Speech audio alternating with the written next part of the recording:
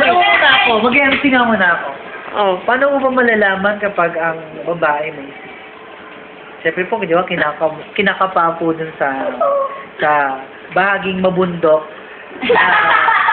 na masayang bahagi ng katawan ng babae. Ngayon po, demonstrate po natin kung paano po malalaman kung may sis po ang babae. So, kung gaano po kalaki yung kanyang bundok, tignan po natin. Ito po, didemo ko po sa una po, itaas po natin ang kanang bahagi ng kamay. Itaas po natin. Wala po, kapag po natin mula po sa baba hanggang mataas. Ganito po yun. Feel. Ganyan po. Kunin mo na mamaya kayo mag-ganito. Habang po kinakapa, dapat po ganito po ang reaksyon ng kinakapa. Tignan niyo siya, oh. Tignan niyo, oh.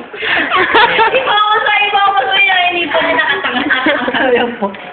Tapos po dyan. Pag nalaman niyo po na may sis po ang pasyente, bigyan niyo pong kabugin. Pwede, oh. Pwede, oh. Hulaan mo